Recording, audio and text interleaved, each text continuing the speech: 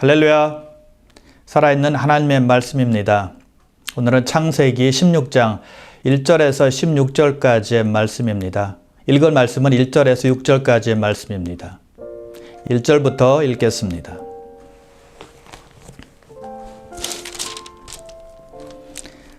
아브라함의 아내 사레는 출산하지 못하였고 그에게 한 여종이 있으니 애굽 사람이요 이름은 하갈이라. 사레가 아브라함에게 이르되 여호와께서 내 출산을 허락하지 아니하셨으니 원하건대 내 여종에게 들어가라. 내가 혹 그로 말미암아 자녀를 얻을까 하노라 하매 아브라함이 사레의 말을 들으니라. 아브라함의 아내 사레가 그 여종 애굽 사람 하갈을 데려다가 그 남편 아브라함에게 첩으로 준 때는 아브라함이 가나안 땅에 거주한 지 10년 후였더라. 아브라함이 하갈과 동침하였더니 하갈이 임신하매 그가 자기의 임신함을 알고 그의 여주인을 멸시한지라. 사레가 아브라함에게 이르되 내가 받는 모욕은 당신이 받아야 옳도다. 내가 나의 여종을 당신의 품에 두었거늘 그가 자기의 임신함을 알고 나를 멸시하니 당신과 나 사이에 여호와께서 판단하시기를 원하노라. 아브라함이 사레에게 이르되 당신의 여종은 당신의 수중에 있으니 당신의 눈에 좋을 대로 그에게 행하라 하매 사레가 하갈을 학대하였더니 하갈이 사레 앞에서 도망하였더라. 아멘. 여러분이 어떤 일에 또는 어떤 사람에게 참을성이 바닥났다면 어떻게 하시겠습니까? 참을 대로 참았으니 감정대로 말하고 생각나는 대로 행하시겠습니까? 아니면 그래도 좀 더 참아보시겠습니까? 그래도 좀 더 참아봐야죠 라고 말씀하는 분들이 있을 것입니다. 그런데 여러분의 가정에 그 일에 연관이 되어 있는 사람이 있어서 더 이상 참는 건 소용이 없어 라고 말하면서 좋은 대안이 있는데 그 대안대로 꼭 행해봐 라고 간절히 권한다면 어떻게 하시겠습니까? 그 대안은 납득이 가고 합리적인 대안입니다. 아마 그렇다면 기다리고 참는 것은 더 이상 쉽지 않을 것입니다. 더 버티는 것은 힘들 겁니다. 아브라함이 바로 그런 상황에 처하게 되었습니다. 전장 15장에 보면 아브라함은 아들이 없어서 낙심을 했는데요. 그때 하나님께서 나타나셔서 하늘에 있는 많은 별들을 보여주시면서 너의 자손이 이와 같으리라 라고 말씀해 주셨습니다. 다시 한번 약속을 상기시켜 주신 것이죠. 그리고 쪼갠 짐승 사이를 지나가시면서 언약을 체결하셨습니다. 아브라함은 그 하나님을 믿었습니다. 근데 문제는 사라였어요. 10년이 지났는데 아이가 들어서지 않는 겁니다. 그때 아브라함의 나이가 85세였고 사라의 나이가 75세였습니다. 그래서 사라는 두 사람이 나이가 더 많아지기 전에 시간이 더 지나면 아이를 낳기 힘들 거야 라고 생각을 했던 것 같아요. 조급함을 느꼈던 것이죠. 그래서 생각한 것이 아브라함이 자기 종인 하갈과 동침해서 아들을 낳는 거였습니다. 그래서 2절에 보니까 사라가 아브라함에게 이렇게 말하죠. 여호와께서 내 출산을 허락하지 아니하셨으니 원하건대 내 여종에게 들어가라. 내가 혹 그로 말미암아 자녀를 얻을까 하노라. 자, 사라가 아브라함에게 제안한 것은 그 당시에 흔히 있었던 관습이었습니다. 임신하지 못한 여인은 자기 시녀를 남편과 동침하게 해서 아이를 낳게 했습니다. 그 낳은 아이는 시녀의 아이가 아니라 주인 부부의 아들로 여겨졌습니다. 그래서 사라는 그의 종인 하갈을 첩으로 아브라함에게 주었고 아브라함은 하갈과 동침해서 아들을 낳게 되었습니다. 자, 사라가 자기 종을 통해서 아브라함이 아이를 낳도록 한 것은 사회적으로 보면 충분히 납득이 가는 일이었습니다. 그 당시 많은 사람들이 그렇게 했기 때문입니다. 자, 그런데 문제는 그것이 하나님께서 원하시느냐 하는 것입니다. 무슨 수를 써서라도 아들만 낳으면 되는 것인가 하는 거죠. 하나님의 뜻은 아브라함과 사라 사이에서 태어난 아들을 통해서 큰 민족을 이루는 것이었어요. 그래서 하갈을 통해서 아들을 낳는 것은 하나님의 뜻도 아니었고 하나님의 방법도 아니었고 하나님의 플랜도 아니었다는 것이죠. 로마서 9장 7절에서 사도 바울이 이렇게 말합니다. 또한 아브라함의 씨가 다 그의 자녀가 아니라 오직 이삭으로부터 난 자라야 내 씨라 불리리라 하셨으니 하나님의 약속의 자녀는 사라로부터 나온다는 것입니다. 그래서 아브라함에게 던진 사라의 제안은 단지 사람의 생각에서 나온 것이었다는 것이죠. 조급함에서 나온 것이고 참지 못해서 나온 것이고 기다리지 못해서 나온 결과물이었어요. 그런데 문제는 그것을 아브라함도 동의했다는 것입니다. 15장에서의 아브라함의 믿음은 온데간데 없어진 거예요. 사라는 아들을 기다리다가 지쳐서 하나님께서 자기에게 아들을 주시지 않는다라고 결론을 내리고는 인간적인 방법을 쓴 것입니다. 자, 아브라함과 사라는 10년을 기다렸지만 아들 소식이 없었습니다. 10년은 짧은 시간이 아니었어요.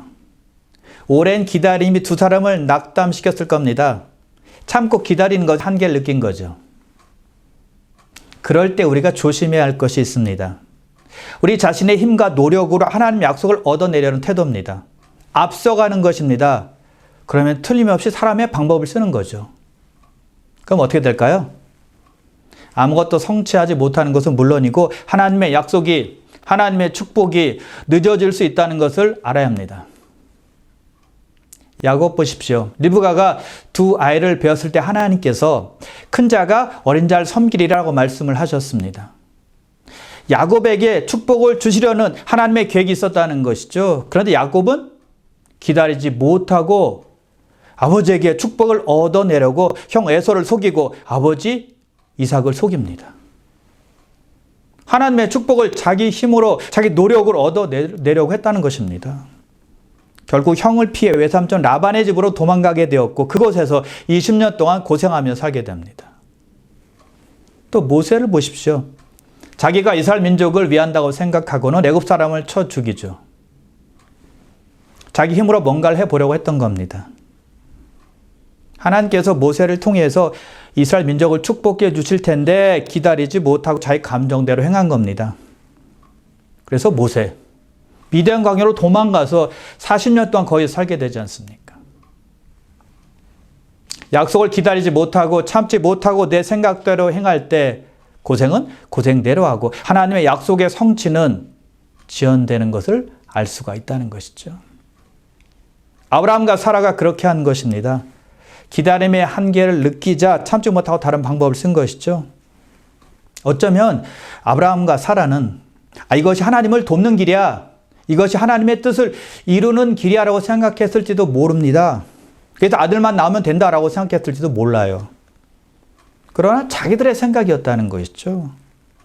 자기들의 뜻이었고 자기들의 노력이었다는 것입니다. 하나님의 뜻을 보고 하나님의 도우심을 받아서 행한 것이 아니라 자기들의 지혜와 불신앙으로 행한 거예요. 대부분의 사람들은 오래 참지 못합니다. 오래 기다리지 못해요. 기다리다가 포기하고 스스로 행합니다. 알아서 생각하고 알아서 행하는 거죠. 하나님의 자녀들은 그것이 아주 나쁜 것입니다. 하나님과 우리와 관계에서는 좋은 것이 아니라는 거예요. 내 마음대로 행하는 것이기 때문이죠. 불순종입니다. 그렇게 앞서 나가면 일만 복잡하게 만드는 것이고 어려움을 당하게 되고 한참 돌아가게 되는 것입니다. 하나님의 약속의 성취는 지연될 뿐이고요. 그래서 히브리서 6장에 보니까 믿음과 오래 참음으로 약속들을 받게 된다고 말씀하고 있습니다. 약속을 받으려면 믿음이 있어야 되고 약속을 받기 위해서는 오래 참음이 있어야 된다는 것이죠. 자, 그런데 우리가 꼭 알아야 될 것이 있는데요. 하나님의 입장에서 보면 하나님께서 아브라함과 사라를 오래 기다리셨다는 것입니다. 오래 참으셨다는 것입니다. 그래서 오랜 시간 후에 아들을 주신 거예요. 아브라함과 사라는 자기들의 힘이 남아있을 때 하루라도 더 빨리 아들을 낳고 싶어서 아들을 고대했지만 하나님은 그들이 힘이 다 빠지기를 기다리신 것입니다. 사라의 태가 죽은 것 같이 되기를 기다리셨어요.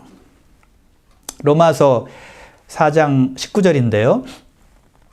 그가 100세나 되어 자기 몸이 죽은 것 같고 사라의 태가 죽은 것 같음을 알고도 믿음이 약해지지 아니하고 아브라함이 100세에 가까이 되자 자기 몸이 죽은 것 같음을 알게 되었습니다. 그리고 사라의 태가 죽은 것 같음을 알게 되었어요. 하나님께서 그때를 기다리셨다는 것입니다. 그들의 몸이 죽은 것 같아서 그들의 힘으로는 아무것도 할 수 없다고 느낄 때까지 기다리신 것입니다. 그때 하나님을 의지하는 것을 보기를 원하셨다는 것입니다. 그래서 아브라함은 오직 하나님만이 아들을 줄 수 있는 분이다라고 믿었을 때 하나님께서 아들을 주신 거예요. 자, 보세요. 85세인데도 불구하고 아브라함은 하갈과 동침해서 아들을 낳았습니다. 85세인데도 불구하고 힘이 문제가 없었다는 것입니다. 왕성했다는 것입니다. 그런데 100세 가까이가 되자 힘이 빠지게 되었고 자기 몸이 죽은 몸과 같음을 알게 되었다는 것이죠. 힘을 쓸 수가 없었어요. 사라의 태가 죽은 것 같음도 알게 되었다는 것이죠. 그때 하나님께서 역사하셔서 사라는 임신하게 되었고 아들을 낳게 된 것입니다. 왜 그때까지 하나님께서 기다리셨을까요? 하나님께서 영광 받으시기 위함입니다. 할 수 없다고 느끼고 하나님만 의지할 때 하나님께서 역사하셔서 하나님께서 영광 받으시는 거거든요. 만일 힘이 남아있고 왕성할 때 아들을 낳았다고 생각해 보십시오. 과연 아브라함과 사라가 하나님께만 영광 돌렸을까요? 아닐 겁니다. 그래도 우리가 힘이 있었으니까 동침해서 아들을 낳은 거야 라고 충분히 생각할 수가 있다는 것이죠. 그러면 하나님께서 영광 받으실 수가 없는 겁니다. 로마서 4장 20절에서 이렇게 증거하고 있습니다. 믿음이 없어 하나님의 약속을 의심하지 않고 믿음으로 견고하여져서 하나님께 영광을 돌리며. 아브라함이 하나님께 영광을 돌렸다는 것입니다. 자기들의 힘과 노력으로 된 것이 아니라는 것을 알고 하나님께 영광을 돌린 겁니다. 자기 몸이 죽은 것 같음을 알았거든요. 사라의 태가 죽은 것 같음을 알았거든요. 하나님께서 베푸신 기적을 알고는 하나님께 영광을 돌린 것입니다. 여러분, 참을성의 한계를 느끼고 있습니까? 인내가 바닥을 치고 있습니까? 한 번 더 믿음으로 참으십시오. 조금 더 약속을 믿고 기다리십시오. 하나님의 약속은 믿음과 오래 참음으로 얻게 된다는 사실을 잊으면 안 되는 것이죠. 그리고 여러분의 힘과 능력은 빼고 하나님의 힘과 능력을 의지하십시오. 여러분이 할 수 있다고 하는 한 하나님께서는 역사하실 수가 없는 것입니다. 할 수 없다고 고백하고 하나님을 의지할 때 하나님께서 역사하실 수 있는 것입니다. 물이 높은 곳에서 낮은 곳으로 흐르는 것처럼 하나님의 은혜는 내가 할 수 없다고 고백하고 하나님을 의지할 때 낮은 마음을 가진 사람에게, 겸손한 마음을 가진 사람에게 임한다는 사실을 잊지 마시길 바랍니다. 자, 아브라함이 하갈과 동침하자 하갈이 임신하게 되었습니다. 하갈이 자기가 임신한 것을 알자 자기 여주인인 사라를 멸시합니다. 왜요? 아브라함이 아이를 가졌으니까. 우쭐댄 거예요. 그러자 사라는 모든 것이 아브라함의 탓이다 라고 하며 아브라함을 비난합니다. 모든 책임을 아브라함에게 돌리는 거예요. 종은 자기에게 아이가 들어섰다고 의기양양해서 교만해져서 자기 주인을 우습게 보고, 사라는 남편을 비난한 것이죠. 그래서 아브라함은 사라에게 눈이 원하는 대로 하갈에게 행하라라고 말합니다. 그러자 사라는 하갈을 학대하죠. 하갈은 학대를 견디지 못해 아브라함의 집을 떠나 도망합니다. 아브라함의 집안이 쑥대밭이 된 것입니다. 전쟁터로 바뀐 겁니다. 콩가루 집안이 된 거예요. 사라와 아브라함의 계획은 물거품이 되어버렸습니다. 하갈을 통해서 아들을 낳으려는 그들의 플랜은 공중에 붕 뜨게 된 것입니다. 인간적으로 생각했던 그런 결과입니다. 주님께서 주인이 되지 않고 관여하지 않으면 우리의 모든 계획은 선을 이룰 수 없다는 걸 보여주는 것입니다. 주님의 뜻 가운데 행하지 않았을 때 따라오는 결과입니다. 그 결과로 우리들의 가정은 평탄치 않게 되는 것입니다. 평안이 깨지는 거예요. 성경은 말씀합니다. 시편 127편 1절인데요. 여호와께서 집을 세우지 아니하시면 세우는 자의 수고가 헛되도다. 하나님께서 이끌어주시고 도와주셔야 가정이 평안한 건데, 그래야 사랑이 넘치고 화목하게 되는 것입니다. 사람들은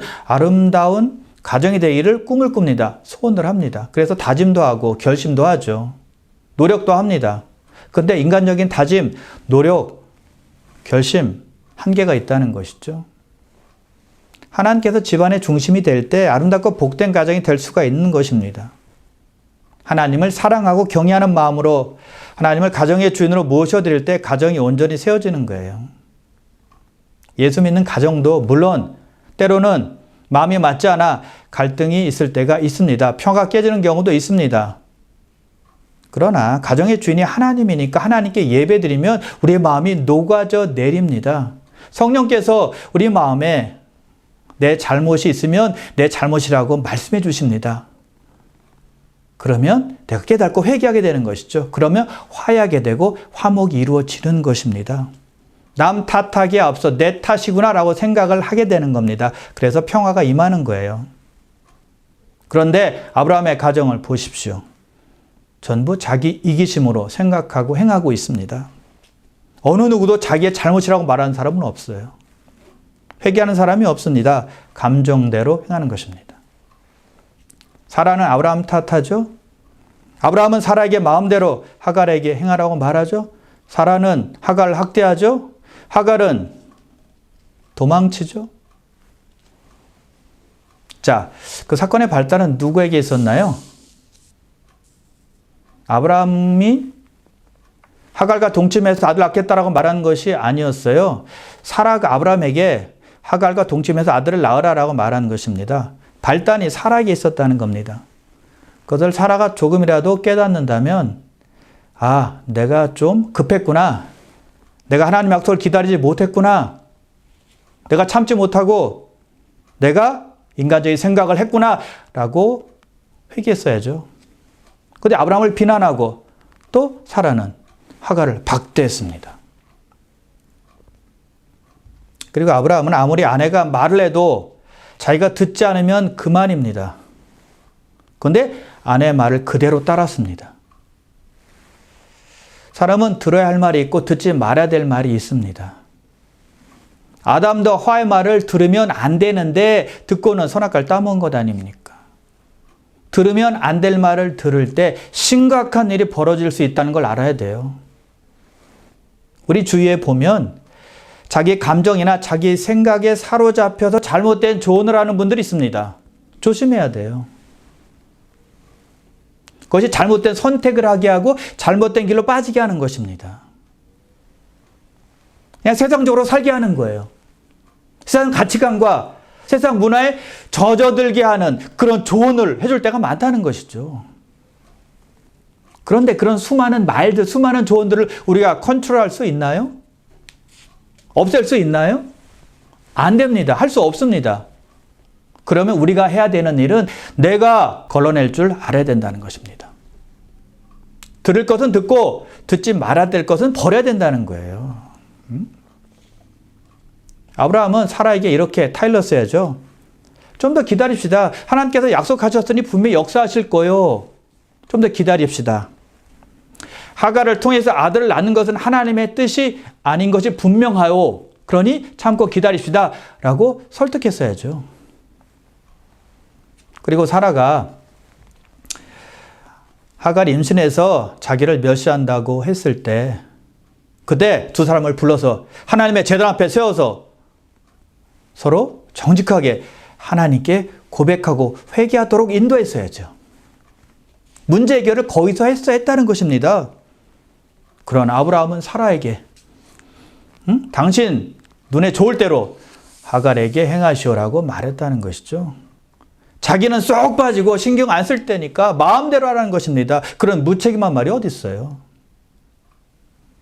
자, 하갈은 어떻습니까? 도망간 것이 잘한 일입니까? 어쩔 수 없는 일입니까? 주인이 힘들게 하니까 도망가는 건 당연한 건가요?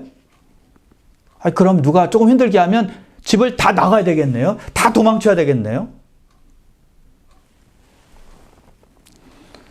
먼저 하갈은 자기 주인 사라가 학대할 때 한 번쯤은 생각해 봐야 돼요. 내가 잘못한 게 있나? 하갈이 잘못한 것이 있습니까? 없습니까? 있잖아요. 자기 주인이 임신하지 못했는데 자기는 임신해서 우쭐댔잖아요. 교만해졌잖아요. 그래서 사라를 우습게 본 거잖아요. 그렇다면 잘못을 빌어야죠. 죄송하다고 말해야죠. 교만했다고 고백해야죠. 아마도 하갈이 사라를 멸시하지 않았더라면 사라가 그녀를 학대하진 않았을 겁니다. 그리고 하갈이 잘못했다고 말했더라면 사라는 더 이상 하갈을 삭제하지 않았을 것입니다. 왜요? 하갈이 아브라함의 아이를 베고 있었으니까요. 근데 하갈은 사라가 학대하자, 힘들게 하자 도망쳤습니다. 집을 나갔습니다. 도망치면 모든 것이 해결되는 것입니까? 눈에 보이지 않으면 문제가 풀리는 것입니까? 아니잖아요. 하갈이 도망치자 하나님의 천사가 그에게 가서 하는 말이 있었습니다. 이렇게 말씀하죠. 내 여주인에게 돌아가서 그 수하에 복종하라. 자기를 학대했던 사라에게 돌아가서 복종하라는 거예요. 힘들어도 참고 순종하라는 것입니다. 견디라는 것입니다. 여러분, 복종이라는 말 지금 별로 좋아하지 않는 말 같아요. 자유를 빼앗기는 것 같아서, 억압당하는 것 같아서, 또는 누구의 종이 되는 것 같아서 복종이라는 말 싫어하는 것 같아요. 누가 자신을 조금만 힘들게 하면 자유를 침해했다라고 말하고, 누가 조금이라도 자유를 괴롭히면 인격을 짓밟았다라고 난리치죠. 근데 우리는 기억해야 됩니다. 복종이 하나님의 나라를 이루어가는 하나님 나라의 방식 중에 하나라는 것입니다. 하나님은 때때로 어떤 일이 공정하지 않은 상황을 만날지라도 순종하라, 복종하라라고 말씀하세요. 요즘은요, 누구에게 복종하면 큰일 나는 줄 압니다. 복종이라는 것이 사라지고 있는 시대예요. 그런데 성경은 말씀합니다. 남편에게 복종하라. 부모에게 복종하라. 교회 지도자들에게 복종하라. 세상 권세자들에게 복종하라라고 말씀하세요. 우리가 크리스찬이라면 학교 선생님으로부터 시작해서 대통령의 이르기까지 순종해야 합니다. 부모로서 아이들에게 가르쳐야 됩니다. 손자, 손녀들에게 가르쳐야 돼요. 교회에서는 아이들을 인도하는 목사님이나 전도사님들에게 순종하라라고 가르쳐야 되고요. 학교에서는 선생님들에게 순종해야 된다라고 가르쳐야 됩니다. 그리고 정부 지도자들에게 순종해야 된다라고 가르쳐야 된다는 것입니다. 사회법에도 복종하라라고 가르쳐야 돼요. 어떤 부모들은요, 자녀가 있는 곳에서 지도자들을 욕하는 것을 보게 됩니다. 정치 지도자들을 욕하고 직장 상사를 욕하고 심지어 교회 지도자들을 욕합니다. 그런 부모 밑에서 자녀들이 무엇을 배울 수 있겠습니까? 지도자들을 우습게 보겠죠. 존경심이라는 건 아예 없습니다. 없어지는 거예요. 잘못된 교육입니다. 실패한 교육이에요. 부모가 리더들에게 순종하고 존경하는 모습을 볼 때 아이들도 따라하는 것입니다.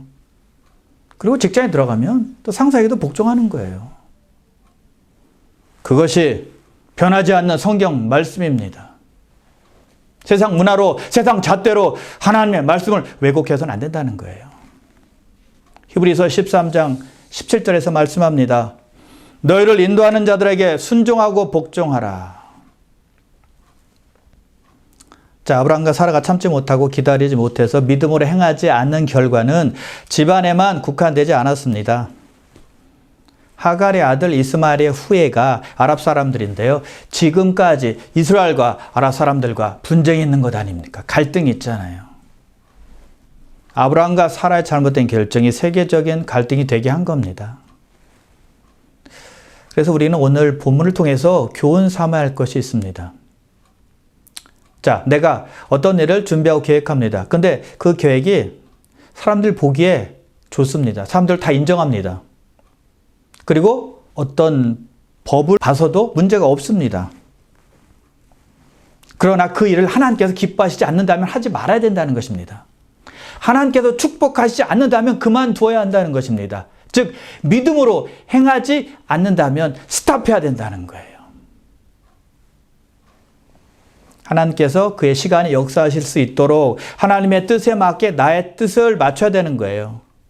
나의 뜻에 하나님의 뜻을 맞추는 것이 아니라 하나님의 뜻에 나의 뜻을 맞추는 것이죠. 사라는 기다리지 못하고 하나님보다 앞서서 행했습니다. 하나님과 다른 방법으로 스스로 자기가 나서서 아들을 낳도록 이끈 것입니다. 결국 가정 문제뿐만이 아니라 중동 지역에 큰 문제가 되게 한 것이죠. 그럼 믿음으로 하지 않는 것이라면 하지 말아야 됩니다. 하나님께서 기뻐하시지 않는 것이라면 그만둬야 돼요.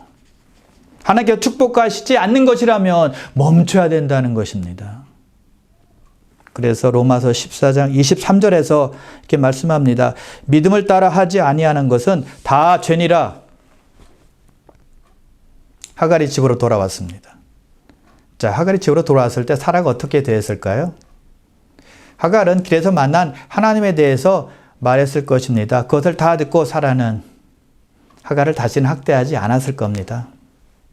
그리고 하갈은 사라에게 교만하게 굴지 않았을 것입니다. 하나님께서 관여하셨을 때 집안에 평안이 임했다는 것입니다. 안정감을 되찾은 것입니다. 회복이 된 거예요. 그때가 언제입니까? 하나님께서 하갈을 찾으셨을 때입니다. 자, 본문 7절에서 12절에 보니까 여호와의 사자가 광야의 샘물 곁에서 하갈을 만나셨다라고 말씀하고 있고요. 그리고 하갈에게 어디에서 왔고 어디로 갔는지를 물으십니다. 그리고 그녀에게서 나는 씨가 크게 번성할 것이라는 귀한 축복의 말씀도 주십니다. 그래서 하갈은 집으로 돌아왔고 하나님께서 주신 메시지처럼 사라에게 복종했을 것입니다. 그리고 사라는 아브라함의 아이를 가진 하갈을 신경 쓰며 잘 또 돌봐줬을 거예요. 하갈은 아들을 낳았고 이름을 하나님께서 일러주신 대로 이스마엘이라고 지었습니다. 자, 여기에서 보면 하나님께서는 아브라함과 사라에게 나타나셔서 그의 가정을 회복시키고 살리신 것이 아니라 너무 힘들어서 도망치고 있는 하갈에게 나타나셔서 그를 회복시켜 주시고 아브라함의 가정을 살리시고 회복시켜 주셨다는 사실입니다. 은혜가 가장 약한 자인 하갈에게 임했다는 겁니다. 연약한 자를 돌보시는 하나님이에요. 자, 여기 보니까 두 개의 이름이 나옵니다. 여호와의 천사가 하갈을 만났을 때 하갈이 은혜를 받고 고백하는 말이 있죠.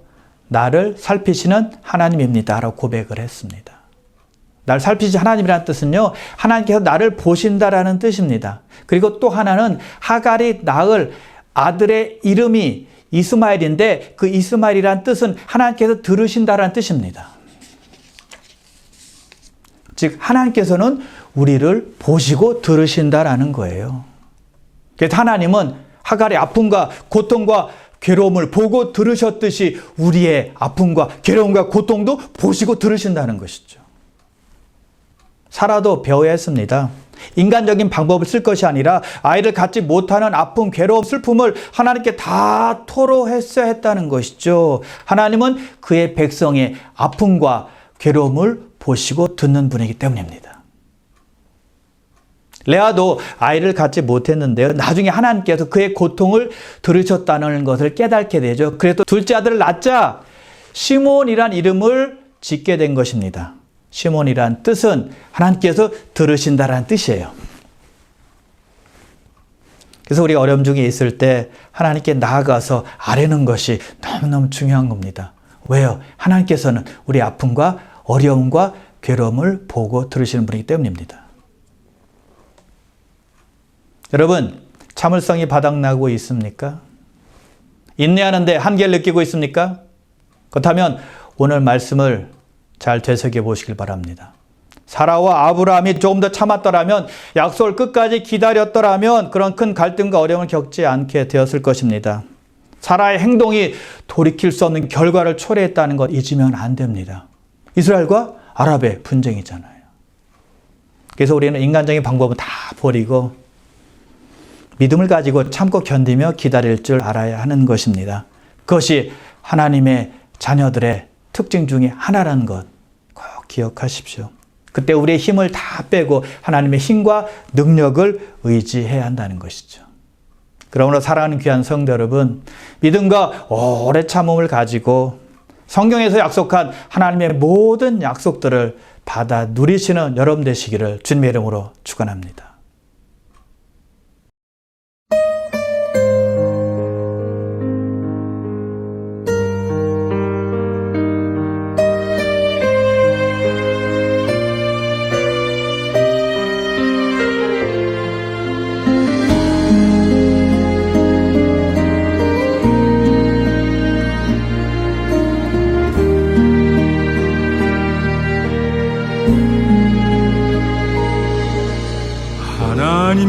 계획은 오묘하셔서 우리가 측량할 수 없으며 하나님의 뜻은 분명하셔서 우리가 거역할 수 없도다. 하나님 계획은 오묘하셔서 우리가 측량할 수 없으며 하나님의 뜻은 분명하셔서 우리가 거역할 수 없도다. 하나님의 은혜는 너무 크셔서 우리를 상하게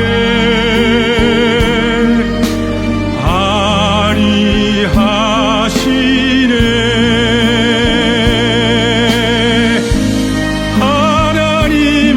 약속은 변함없어서 우리를 실망시키지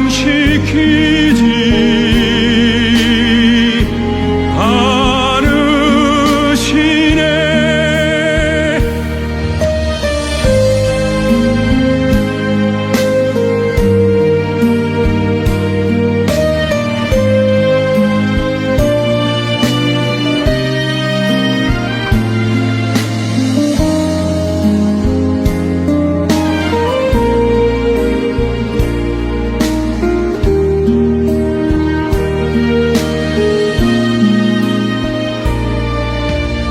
하나님 계획은 오묘하셔서 우리가 측량할 수 없으며